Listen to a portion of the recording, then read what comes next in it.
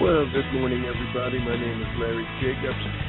This is Pre-K-12 Education Talk Radio, and it seems like only a month ago I said welcome to February. So now, welcome to March. It's March 1st, 2023, and welcome to today's show.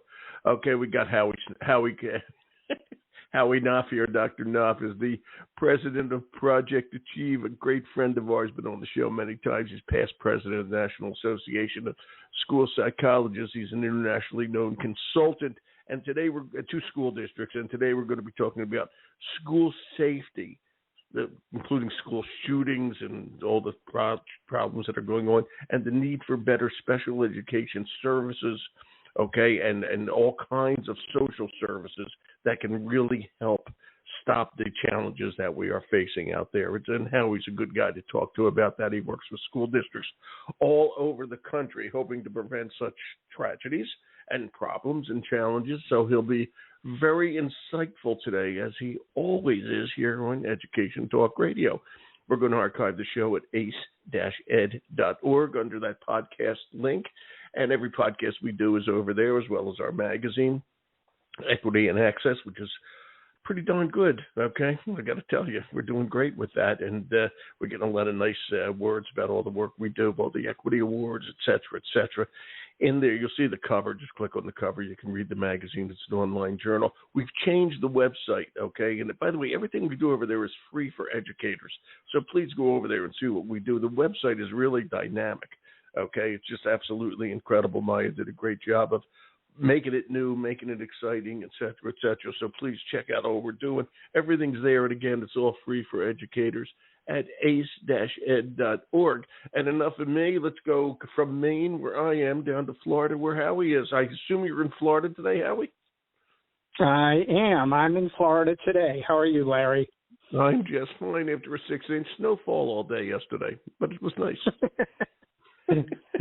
Yeah, I was in Michigan last week and had to bug out early because they were going to close school anyways, so I get it. Well, you know what, I'll tell you, northern Michigan, they're still having the problem. They don't have electricity yet. It's been 6 days. I heard that on the news yesterday. Oh, it's terrible. I feel so bad for those folks. They probably have generators and all. I hope a lot of them do, but it's just a terrible experience not to have electricity. So I hope they're getting better and doing better and all that. I have no idea what the status of the schools is up north where that challenge is, but I wish them well. That's all I can say. Howie, we're going to talk about school safety and all the things that go with it, and then relate that to the social services needs that out there. And you're an expert in that, being again, past president of the National Association of School Psychologists. So talk to me, Howie. Let's get started, okay, with the current state of school safety today. And that's everything. That's student behavior, right up to the horror of a school shooting. What's going on out there that you see? All right. Well, I don't want to minimize these numbers, but let's start with the numbers. When we're talking about school shootings, thus far this year, and this is as of the 15th of February, there have been 7 school shootings, 9 individuals killed or injured. The litany from 2018, 24 school shootings. 2019, 24 school shootings. 2020, 10 school shootings, but remember that was our pandemic year. Right. 35 school shootings in 2021. And last year, 2022, we had 51 school shootings with either injury or death. Okay, with either injury or death.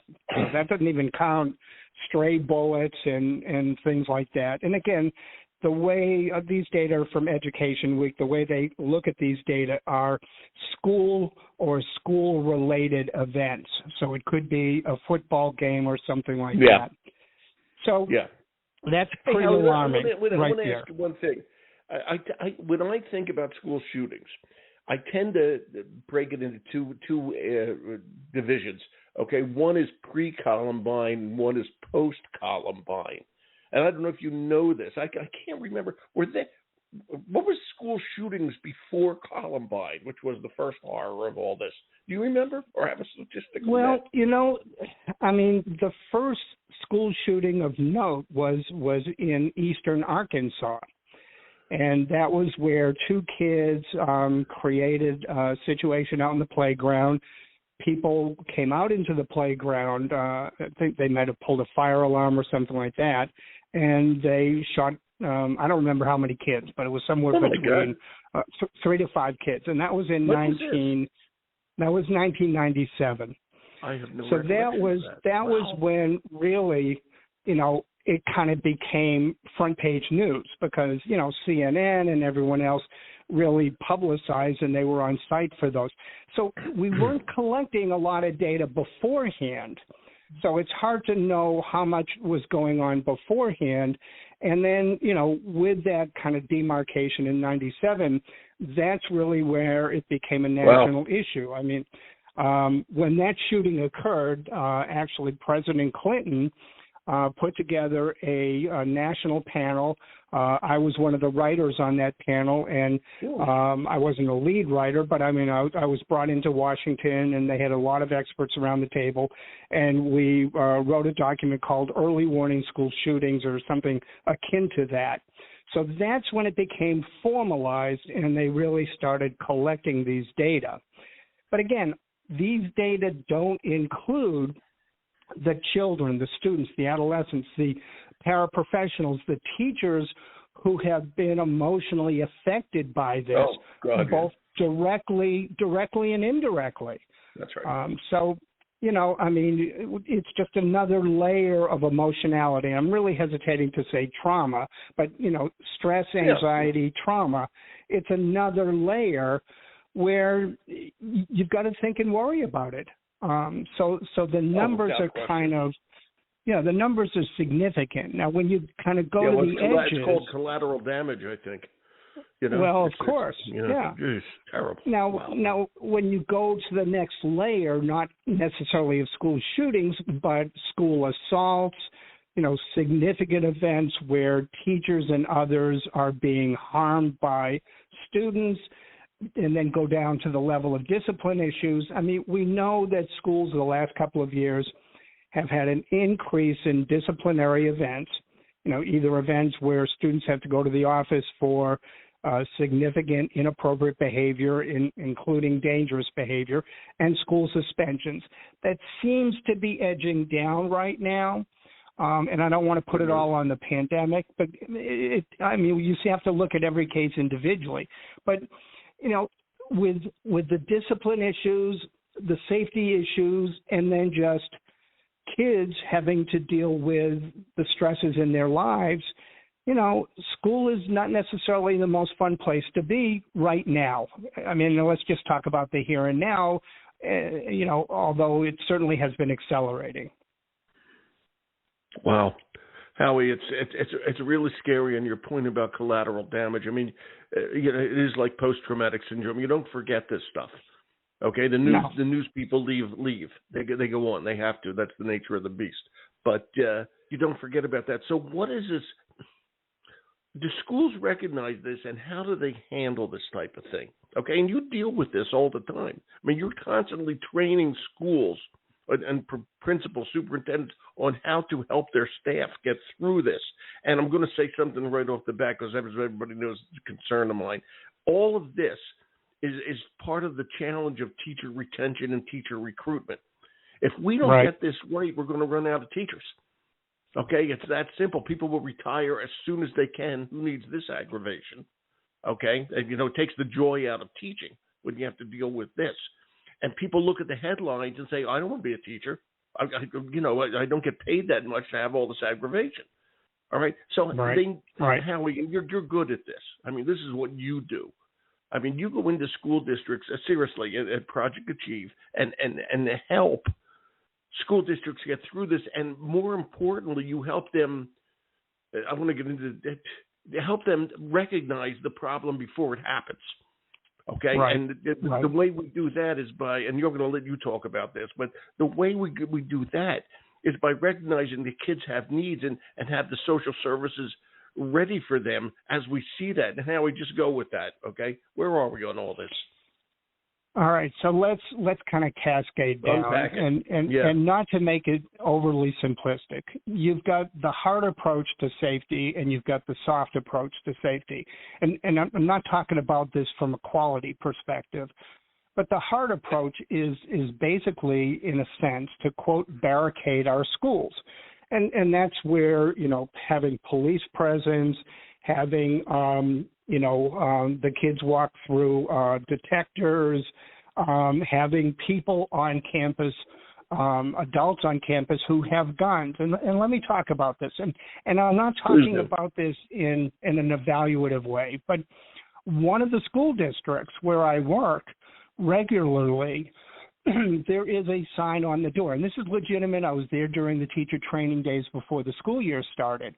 But there are a number of staff members who are legally armed, okay? And there's a sign on the door. When you walk into the school, there's a sign on the door. You need to, and basically says, you need to know that we have armed faculty who are on site, but basically it says, we're not going to tell you.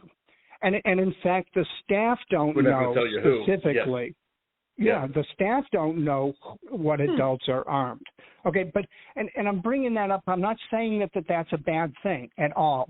Okay, I'm not endorsing that either. Okay, but at the same time, I want that to be representative to your listeners as the state of affairs in some school districts. Howie, can you name the state that is in? Can you name the state? No, I really want to hesitate on that. Okay, that's no problem. Okay. And let me bring up something else that happened just last week. Okay, in a district I'm not familiar with, I believe it's called Rising Sun. This was in the New York Times. Okay, Rising Sun ISD in Texas, which is near Abilene. Okay, the principal and I believe the vice principal as well are legally armed. Okay, and of course they were so scared and upset about what happened in Uvalde and other stories that they. That they were given permission to carry guns, and let's face it, Texas, loves their guns. So I'll give them that, okay? Right. And so, but what happened? I don't know if you saw the story, Howie. The principal who was armed, the superintendent, actually went to the men's room in the kids' men's room. I did see that. And accidentally left his gun there, and a kid found the gun. Okay, and thank God returned it safely. And the superintendent, I don't know what happened afterwards, but the superintendent voluntarily resigned after such a horrible accident. Right. Okay. Right. And again, I'm not condemning them. Okay, I'm not condemning them. I didn't want to take that position. And again, but boy, the state I'm thinking and talking about actually is not Texas. But here's the critical point for right now. I'm not saying don't do these things. But we also know from any number of reports, including, reports by the Secret Service, and they've had a series of reports about school shootings, that may be a preventative, but it's not an absolute preventative. Because what happens if the person who is armed is off campus? What happens when students are letting other students, as they do in the back door of the high school, and the student doesn't go through the detector? Right. I mean, if you remember at Parkland, Florida, at Stoneman Douglas, Nicholas Cruz walked onto campus, okay? He was able to evade. He knew the campus because he had gone there, and he knew how to get onto campus without being detected. All right, so the point is we can't just look at the hard approaches, the most, if you will, extreme approaches to lock our schools down as being the ones that are going to completely prevent, because we know they haven't. So let's go to the soft side, if you will. The soft side is about the people. It's about doing, and again, I'm going to kind of separate it out. On the very front end, it's about teaching kids the social, emotional, behavioral skills that they need to be able to get along with each other, to decrease bullying, to resolve issues, to be able to handle emotional distress, and all of that. And that's got to be a preschool through high school initiative. And it can't just be lip service. It can't be just, well, when we have a chance, we'll do it. We've got to teach, and you and I have talked about this, any number of programs. We've got to teach the kids behaviorally, literally, the interpersonal, social problem solving, conflict prevention and resolution, and emotional awareness, control, communication, and coping skills. So that's the front end. And that's not going to be the complete panacea either. So the second part of that is we've got to be able to identify the early warning signals and identify the kids who are still struggling, who may need more intensive social skills, but probably also need additional social emotional supports and mental health services. And we're not doing a good job of that especially. We're not doing a good job of the social skills training across the country, but we're certainly not doing where we know kids are in distress, where we know kids are coming to school and they are volatile. We're not doing a good job of getting the services, supports, and interventions, including the community mental health services, to those students. 2 points. Back to Nicholas Cruz, okay? Nicholas Cruz was identified and was in a program at one point in his school career for emotionally and behaviorally disabled students. He had two counselors and a school resource officer that, and this was in Florida, wanted to Baker Act him. And Baker Act is basically, in essence, an involuntary stay at a mental health facility get services. So, and I'm not blaming anyone, and I'm not trying to alarm people either. But at the same time, here was a student where we had early warning, as police have had early warning about any number of some of the mass shootings that have occurred. Okay, so it's not a total preventative, but that doesn't mean that we cannot do better in terms of the mental health services that we're delivering in our schools and broadly to children and adolescents in the community. Howie, how far behind are we on this? We aren't doing this. My question, the simpler one, is why? Why is we know what's going on and it's been building. I have to say, I'll just say since Columbine, that Arkansas incident. Okay, it's been building. Okay, and the question is why we've shoved it under the rug, you know. And I know you agree. Maybe you'll agree with me. Schools have changed. It used to be all about ABCs, but now we also have SEL. Okay, there's a lot of challenges out there. Okay, and what the hell are we waiting for? What's going on? Well, let me ask this: has educator training as well as administrator training, okay, really, and school board training, I might add, you know, in some way, really focused on this and the need to communicate to their community, okay, that this is where dollars need to be put. This is an emergency situation.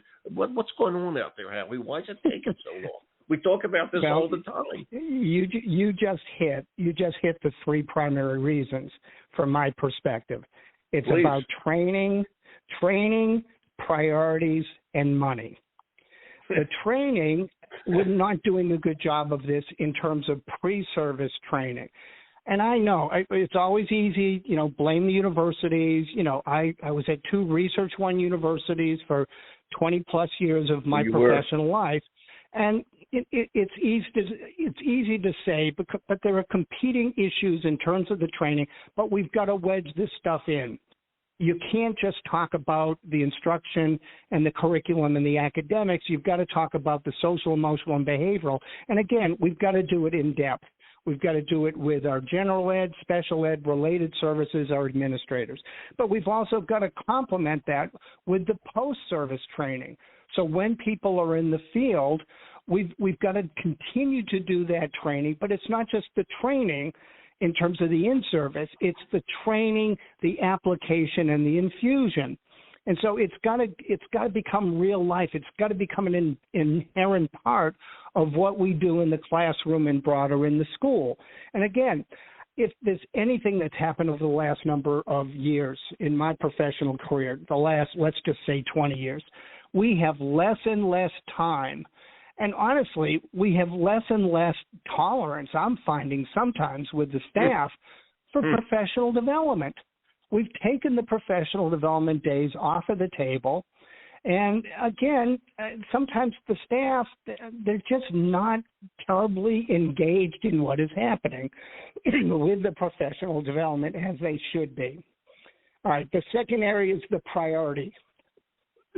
And again, we've got to balance the academic and the behavior. But I mean, two of the questions that I always ask my staff: do you have students in your classroom today who are behaviorally acting out because of academic frustration? And they say yes. Of course. And then I say, do you have students in your classroom today who are academically not making it because of social, emotional, and behavioral issues? And they say yes. Of course. Well, that's the interdependence of it. And so we've got to raise up the social emotional. I'm not going to say it needs to be on the same level in terms of intensity and time, but we've got to raise that up to a functional level, but we've got to wrap around it with the counselors and the school psychologists and the clinical social workers. We've got to bring this up to a priority level. And again, we're talking about helping kids to be successful in life. The byproduct is hopefully impacting and decreasing as much as we can how this all relates to school shootings. But we've got to have the complementary nature of this, and then the money. Yeah, we're not getting the, and I don't want to put this all in special ed. All right, but let's talk about special ed. We know that Congress has never fully funded the IDEA law, the Individual Disabilities for Education Act. They were supposed to fund it at a 40%. The closest they've ever been is somewhere maybe around 20%. Yeah. Now, yes, there are 13 different disability categories, right? But one of them, obviously, is students with emotional and behavioral disabilities. But there are other students with learning disabilities who are, have other disability areas that also have emotional overlays. So you can't just look at the individual education plan and say, it's a learning disabled student. We know that 65% of the kids who are identified as special needs kids in the country are learning disabled. They don't have any emotional issues. Well, that's rubbish, okay? So the issue, again, is we've got to identify the early warning signals. We've got to identify the students legitimately who need the services, many of them, again, in this area in special education, and we've got to have the funding complemented by the community mental health funding to get it all done. We don't have the funding that we need, and we also, again, don't necessarily have all the personnel that we need and the personnel with the skills. And you said something before that struck me. I wrote it down, and I agree with this. But this struck me. You said that you're seeing that educators are, in many cases, are unengaged in professional development. They're unengaged. Okay, yeah. And we've laid all this. This is the challenge I see. We've laid all this on professional development, and professional development, which I think is important, usually occurs at the end of a busy day. People are tired. Let's face it. People are tired. Okay? It's hard to stay focused when you've got all these other things on your plate. And I honestly believe, and you used the phrase before, we try to wedge into a teaching somebody to become a teacher. Okay? We try to wedge in these aspects of their job. But this can't be a wedge-in thing. And I'll say again, the schools are changing. The whole process of education is changing.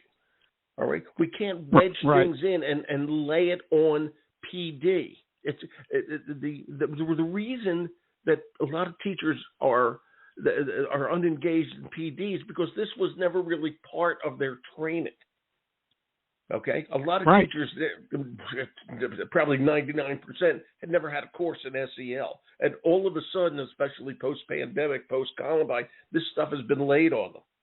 Okay, at the end of a busy day when they're supposed to do anything else. And again, so Howie, let me ask you this, and you are good at this. Okay, you go into a school district, okay, and you do professional development. Okay, how do you engage people? How do you get them to understand how important this is? Okay, what do you do? Howie, you're good at this. All right. Well, and again, I'm not going to tell you that I'm any more successful than any of my colleagues, and I come up against the same barriers that everyone does. But here's how to do it. Here's the blueprint. There are three elements to professional development. There's the knowledge, the content, okay, the information. Okay, that sometimes or many times you can do in an in-service, in a presentation. Okay. But that's got to be tag teamed to application, okay? You've got to go from the knowledge into the skills and the application. In other words, it's got to be translated. You've got to be able to behaviorally see the impact of the information, let's just say, in the classroom or with the counselor, the psychologist, and so on. So you've got to shift it. You've got to do things in professional development to move it to skill and application, right. And then hopefully you end up where you've got confidence and good quality implementation and fusion. So, for example, I'll talk about, social skills, all right? So, I've got the Stop and Think Social Skills program that I've published. It's been, it's one of the top programs in the country. But when I'm training a school, I certainly do the in-service, okay? But as part of the in-service, people are watching they're watching video clips. I've got an online course in social skills.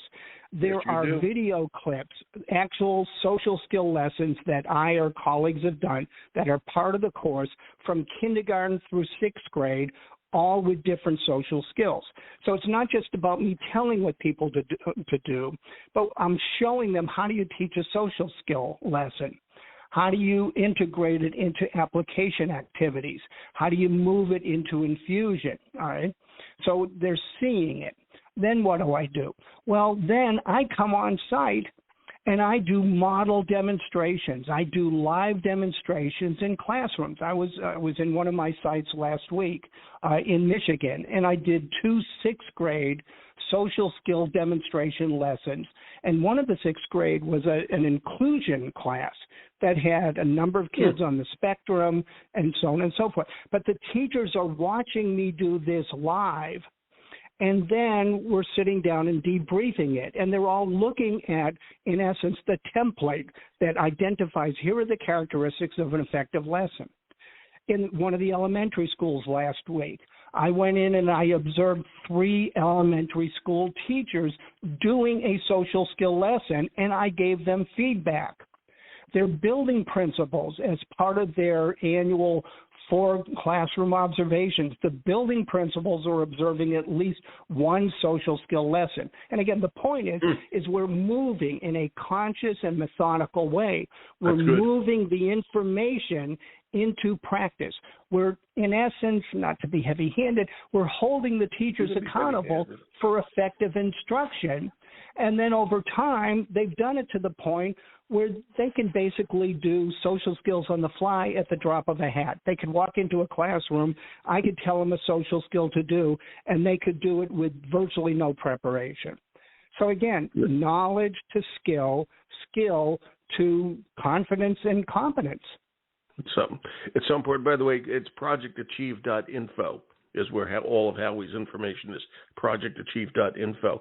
Howie, I got to ask you, when you work with those teachers, all right, and they were elementary school teachers, bless their hearts, okay, what was what was their feedback to you when all was said and done? Well, sometimes it's a leap of faith, all right, but when I'm talking about social skills, let me give you, here's some of the list of skills. We're training kids in how to listen, how to follow directions, how to ask for help, how to ignore distractions, how to respond to teasing, how to deal with losing, how to accept consequences. I can go on and on and on. How to set a goal, how to get into a group and agree, disagree, and agree to disagree. We're teaching them behavioral, observable, critical, useful skills. And so once the teachers realize that it works, okay, and not every social skill program works, okay, there are hundreds of them out there, and the vast majority of them have not been scientifically vetted, okay? My program was identified as an evidence-based program by the U.S. Department of Health and Human Services, Substance Abuse and Mental Health Services Administration. So it's got the good housekeeping seal of approval. But the bottom line is getting back to your question, if it didn't work, the teachers would throw me out in my ear. Well, that's actually maybe my question. They didn't throw you out on your ear, or did they? Exactly. They didn't. That's what I'm saying. No, because so it works, and then they bring it home, and it works with their kids at home. Exactly. And this is the kind of thing I'm talking about. We have to start really moving this into every classroom. And by the way, it's not just elementary. It's every, and like I said before, blessed elementary school teachers, they're Jacks and Jills of all trades. Okay, they teach everything. Okay, and I think they're wonderful. You get into secondary where a teacher is more subject-oriented, if I may. Right. As opposed to holistic child-type oriented, although they certainly care about the kids. Is it harder to do this in secondary?